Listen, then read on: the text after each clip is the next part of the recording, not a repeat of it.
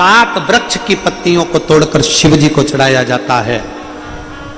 कितना भी कष्ट का समय चल रहा हो, वो कष्ट का समय कट ही जाता है और कुछ अच्छी खबर मिलती जरूर है, कुछ अच्छा मिलता जरूर है। एक हरतालिका तीज के दिन फुलेरे का दर्शन, इधर हरियाणा में हरतालिका तीज होती है कि नहीं होती, हमको नहीं मालूम, नहीं होती।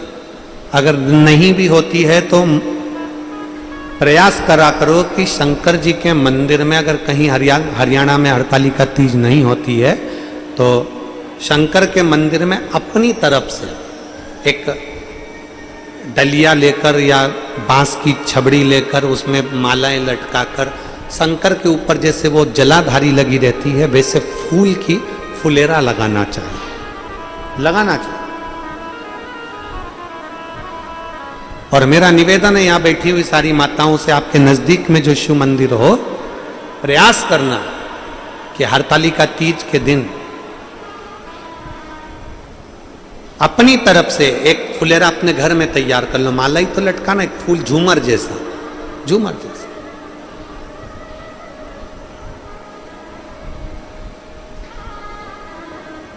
हो सका तो हम कल बताएंगे, बोलेंगे इनको यादव परिवार में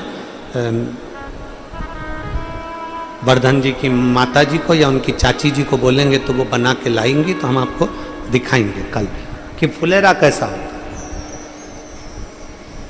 एक गोल या चौकोर कोई रिंग, उसके अंदर मालाएं लटकी, फुलेरा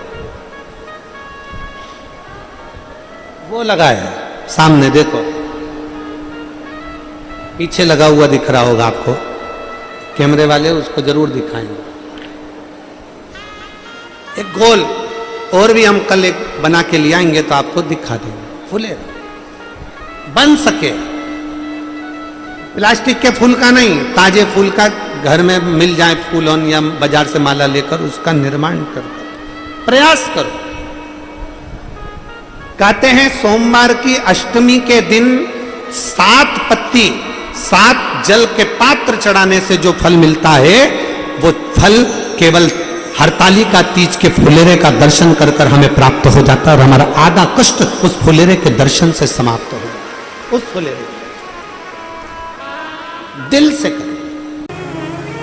और भाग्यशाली हो हिंगोली वालों, जो कथा भी मिली तो हरतालिका तीज शिव महापुराण की कथा मिली है जो पूरे भारत में मनाई जाती है।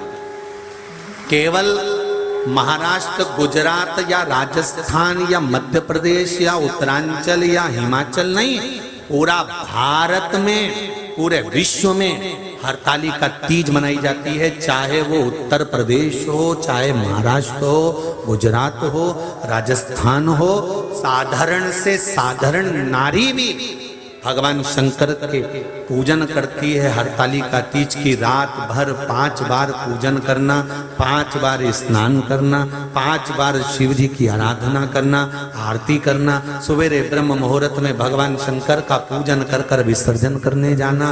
फिर उस पूरी रात में ना तो सोना, ना कुछ खाना, ना पानी पीना, केवल भगवान की भक्ति में।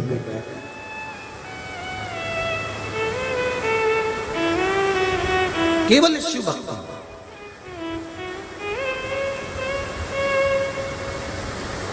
एक पत्र है,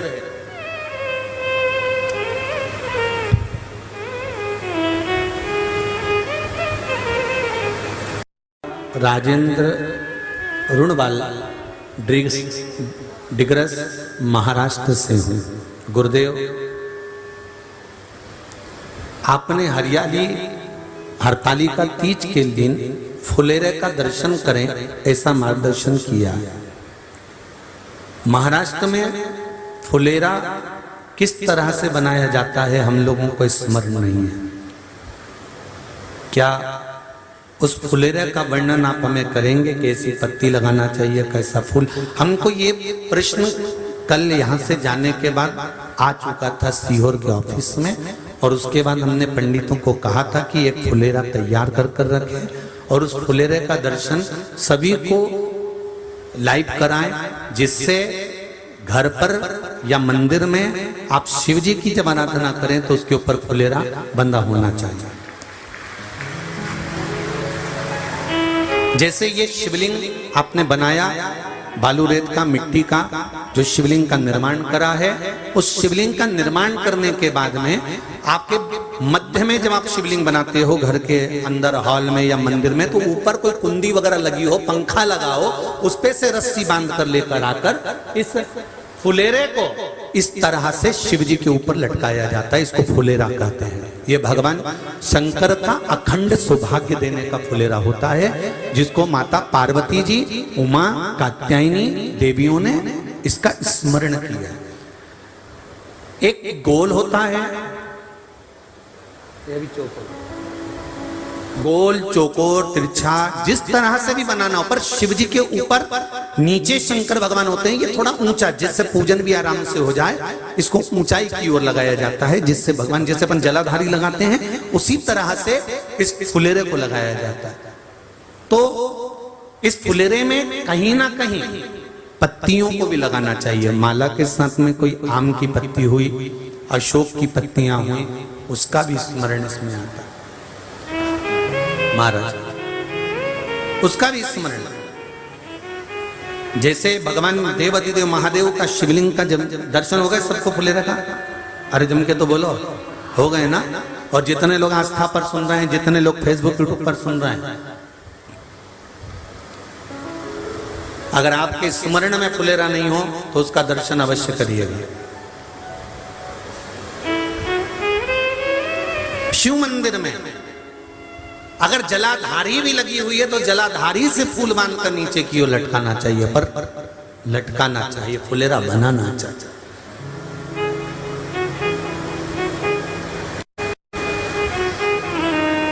सात फल हैं फुलेरा। कितने फल हैं?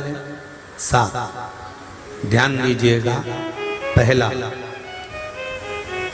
फुलेरा जो नारी व्रत करती आती है और व्रत कर्म उसका चलता रहता है, उस व्रत कर्म के अंतर्गत मान लो किसी कारणवश बीमारी में, कोई गमी के अंतर, कोई सूतक सावड़ के अंतर्गत अगर नारी पूजन नहीं कर पाती है, पूजन नहीं कर पाई और उसने केवल फुलेरे का दर्शन ही कर लिया, अपने पलंग पर पड़ी पड़ी भी फुलेरे का दर्शन कर लिया है, तो नारी को हरतालिका तीज के व्रत का फल प्राप्त हो जाता है।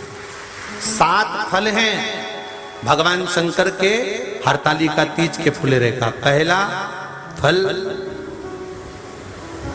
व्रत का मूल। दूसरा, यदि कोई नारी आई और उसके संतान नहीं, 10 साल, 8 साल, 5 साल, 6 साल, 7 साल, 12 साल, 15 साल हो गए, उस फुलेरे का मात्र स्मरण कर कर एक पुष्प भी उसने अगर हल्दी कुंकू का लगाकर उस फुलेरे का टच कर कर भगवान शिव के पावन चरणों में रख दिया है और विनती कर कर गई है, तो अगला फुलेरा वो खुद बनवाती है, उसकी गोदी में संतान आ ही जाएगा। अगला फुलेरा वो खुद बनवाएगी, के जाएगी, जी अगली बार फुलेरा मेरी तरफ से बनवा देना, मंदिर में फुलेरा मेरी तरफ से लगवाना, अगली बार जब तुम पूजन करो तो फुलेरा मेरी तरफ से बनवाना। ये फुलेरे का महत्व। तीसरा, महाराज हम कोई दान, गौदान, हरतालिका तीज की किताब है आपके यहाँ, जो लोग पढ़ते होंगे हरतालिका तीज की किताब, उसमें लिखा है ब्राह्मण देव को ये दान देना है, ऐसा दान देना है। अब कोई गरीब है, कोई साधारण है, नहीं है किसी की कैपेसिटी, नहीं दे सकता, तो क्या होता है? तो कहा हम गौदान नहीं कर पाते, हम स्वर्ण दान नहीं कर पाते, हम वस्त्र दान नहीं कर पाते, हम मुद्रा दान नहीं कर पाते, हम अन्न दान नहीं कर पाते। हम ये सारे दान अगर नहीं भी कर पाते हैं तो शिव महापुराण की कथा कहती है तीसरा फल फुलेरे का है कि मात्र फुलेरे का दर्शन स्पर्श कर लेने से सारे दानों का पुण्य फल प्राप्त हो जाता है। यह तीसरा फल फुलेरे। अब हरताली का तीज का फुलेरे का चौथा महत्व है महाराज। चतुर्थ महत्व हरताली का तीज के फुलेरे का है, जो कुंवारी कन्या हरताली का व्रत करती है, पहली बार जो हरताली का तीज का व्रत करती हैं या हरताली का तीज का उद्यापन कर देती हैं, या किसी कारणवश शरीर ऐसा नहीं रहा कि बिना पानी के नहीं रह सकती, तो 2 बूंद अगर उन्होंने पानी भी पी लिया है या कोई कारणवश एक कुछ गलती हो भी गई है, तो मात्र फुलेरे का दर्शन कर लेने से वो गलती शंकर स्वीकार कर कर उसको क्षमा कर देते हैं। ये चतुर्थ भाव के अंतर।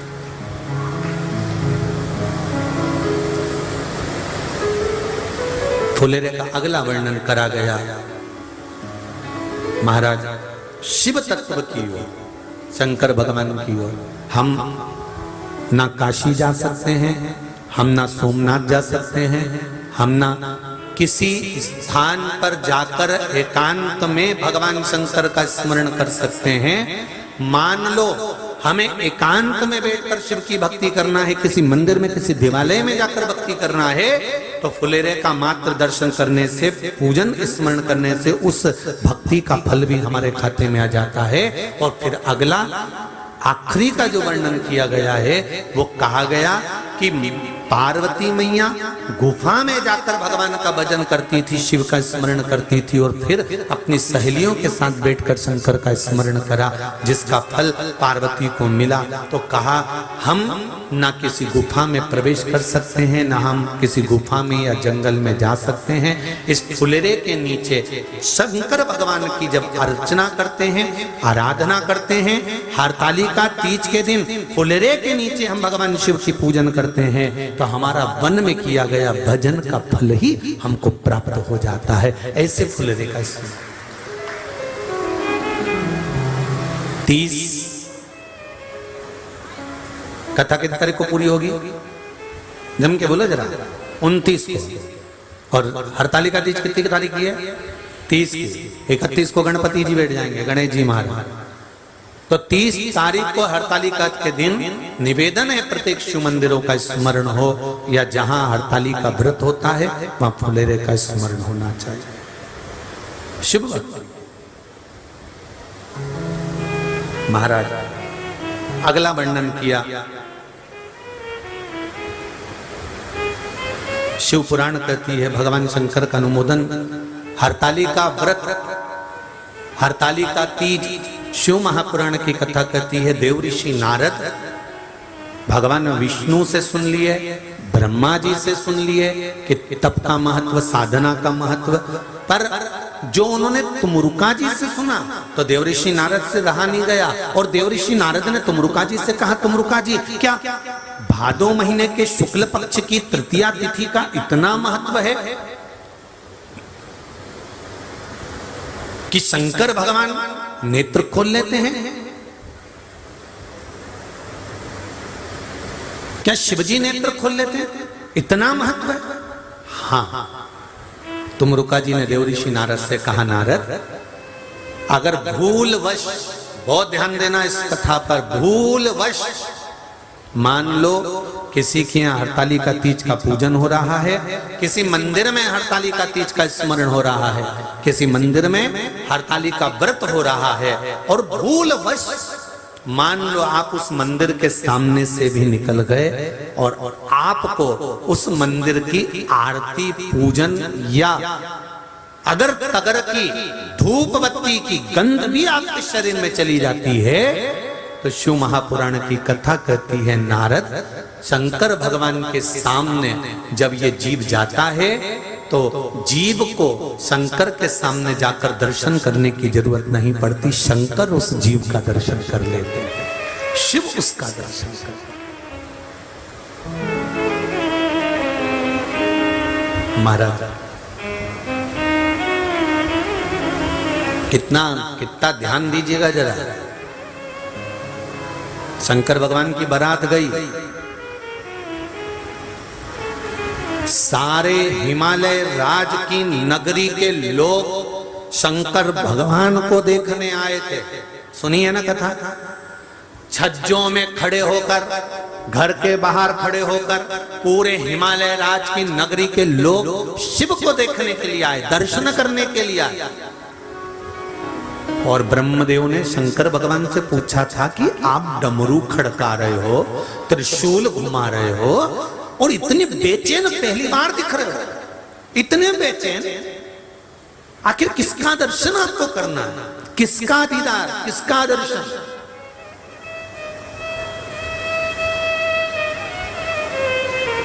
शिव जी कहते हैं जिसने गुफा में बैठकर अपनी सहेली के साथ में भादो शुक्ल पक्ष की तृतीया हरतालिका तीज का व्रत किया था, उस पार्वती को मुझे दर्शन करना है, इसलिए मैं बेचैन हो रहा हूं। उसका दर्शन मात्र करना, उसका मात्र दर्शन करना, मात्र दर्शन। महाराज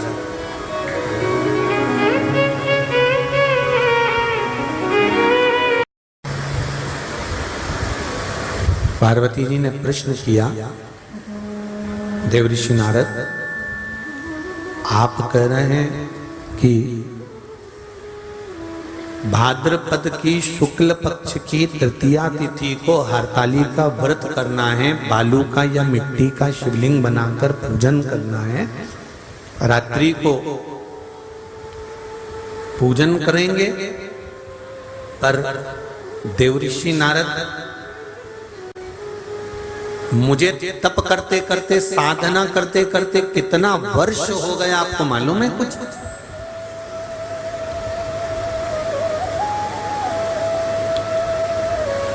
कितने वर्ष तप साधना में हो गए, कितने वर्ष तप साधना में निकल गए, कितने वर्ष मेरे तप साधना के अंतर्गत निकल गए, आपको मालूम है कुछ?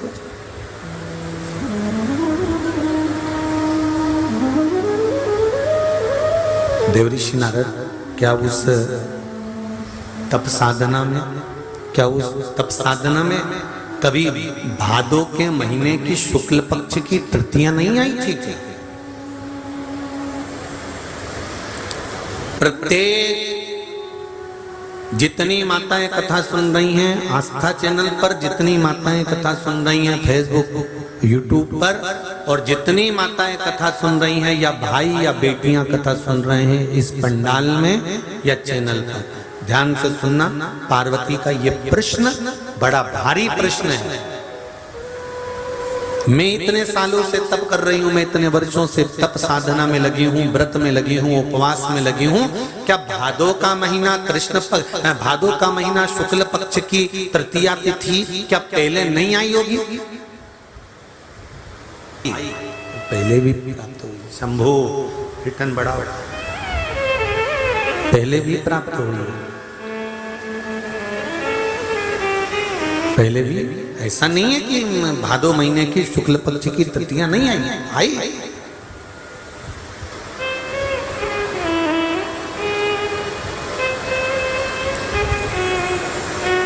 फिर जब मैंने इतना समय तप करा, साधना करी, उपवास किया, व्रत किया, नियम धारण करे, तो फिर मुझे शिव मिल जाना थे, फिर अभी तक क्यों नहीं मिले?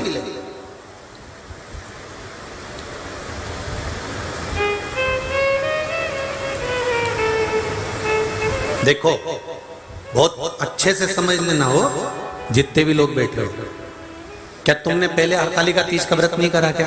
अरे बोलो तो जम के, करा है ना? क्या पहले तुमने शंकर जी का गुणगान नहीं करा क्या? करा है ना? क्या पहले तुम शंकर के मंदिर नहीं जाते थे क्या? जाते थे। क्या पहले तुम शंकर भगवान को बेलपत्री नहीं चढ़ाते थे क्या? चढ़ाते थे। पहले तुम शंकर जी को जल नहीं चढ़ाते थे क्या? चढ़ाते थे। पहले के तुम शिव जी के मंदिर का गुणगान नहीं करते थे? करते थे। फिर आखिर ऐसा क्या है शिव पुराण में कि जब से शिव पुराण सुनना चालू करी है तब से बेलपत्र चढ़ाती हूँ उसका असर होता है, जल चढ़ाती हूँ उसका असर होता है, पशुपति व्रत करती हूँ उसका असर होता है, या मैंने एक जरा सा सामान भी शंकर जी को चढ़ाया और कामना कर चढ़ाया और मेरा काम हो जाता है। उसका कारण क्या है? वो क्या कारण है? क्योंकि तुमको मालूम पड़ गया कि शंकर को जल चढ़ाने का फल क्या है। तुमको मालूम पड़ गया कि सिर की गोली यही है, इसको खाऊंगी सिर दर्द बंद हो जाएगा, पैर की गोली यही है, इसको खाऊंगी पैर का दर्द बंद हो जाएगा। तुमको मालूम पड़ गया कि शंकर भगवान की 5 बेटियां जया, विषहरा, सामड़ी बारी, दौतली देव ऊपर की ओर विराजमान है, अशोक सुंदरी सामने विराजमान है, गणेश जी कार्तिक के पास में बैठे हुए हैं, माता पार्वती जी का हस्त कमल पर शिवलिंग रखा हुआ है। ये सब तुमको मालूम पड़ गया और चढ़ाने का तरीका मालूम पड़ गया कि बेलपत्री कैसे चढ़ाना है, जल कैसे चढ़ाना है, दूध कैसे चढ़ाना है, दही कैसे चढ़ाना है, पंचामृत कैसे चढ़ाना है। ये तुमको भान होता चला गया, ये तुमको ज्ञात होता चला गया।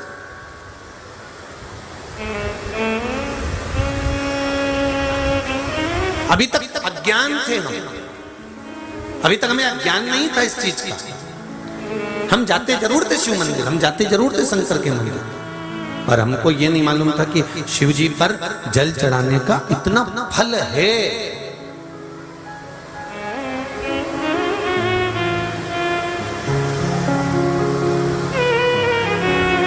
कितना सुंदर लिखा है।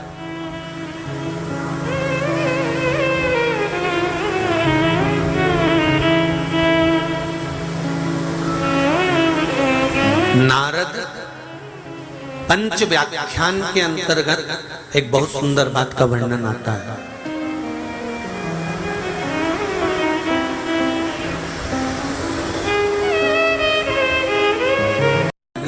पार्वती, मैं तुम्हें प्राप्त हुआ हूं, यह हरतालिका तीज के व्रत का फल है। शिव जी कहते हैं पार्वती, जो नारी हरतालिका तीज के व्रत का स्मरण करती है, फुलेरा जो बांधा जाता है उसमें 5 माला से ज्यादा माला लटकना चाहिए, 5 से कम नहीं। कितनी? जैसे माला जो लटकाते हो वो 5 से ज्यादा होना चाहिए। 5 तो जया, विषहरा, सामरी बारी, दौतली देव, इससे अधिक होगी चलेगा, पर इससे कम फुलेरे के अंदर माला नहीं होना चाहिए महाराज। दूसरा, फुलेरा जहां हरतालिका व्रत हो वहीं पर बांधा जाता है। हरतालिका तीज का व्रत एक ऐसा व्रत होता है जो मरते दम तक रहता है। इस व्रत को छोड़ा नहीं जाता। ये नहीं कि सियोर वाले गुरुजी ने कहा और अपन ने एक बार कर लिया और अगली बार वो व्रत गायब हो गया, ऐसा नहीं होता। हरतालिका तीज अखंड सौभाग्य के लिए, वंश वृद्धि के लिए, कार्य सिद्धि के लिए और कुंवारी कन्याएं उत्तम वर प्राप्ति के लिए, आनंद सुख के लिए करती हैं। ऐसा नहीं है कि केवल स्त्री ही करती है। जब नारी किसी कारणवश व्रत नहीं कर पाती तो पुरुष इस व्रत को धारण करते हैं। 30 अगस्त को, यही 30 तारीख को, कल 29 है, परसों 30 तारीख को हरतालिका तीज रहेगी। आप सब अपने हृदय से, मन से इस व्रत को कर कर अपने जीवन को सार्थक बनाइएगा। जो करते हैं, कितने लोग करते हो? जरा हाथ उठाइए। हरतालिका तीज इतने सारे करते हो? अरे वाह वाह, कर लो, प्रणाम प्रणाम, आपको बहुत बहुत नमन करता हूं, बहुत बहुत सारा। फुलेरा बांधते हो? नहीं, अब की बात बांधना। मंदिर में करते हो तो मंदिर में, घर में करते हो तो घर में।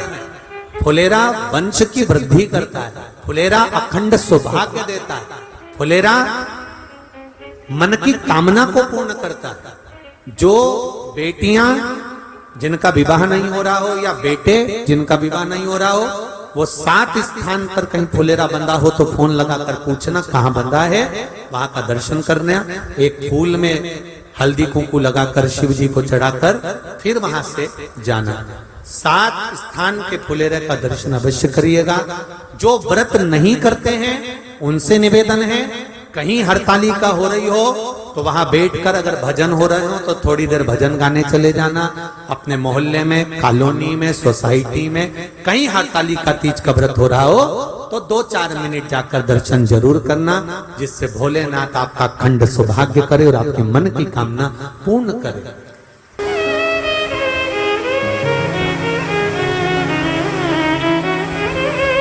कलम पढ़ रहे थे तो उसका फोटो का भी हमने स्मरण किया, शायद हिमांशु के मोबाइल में होगा वो फोटो, कि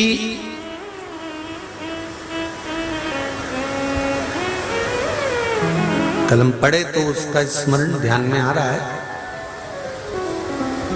कि वैष्णव आचार्य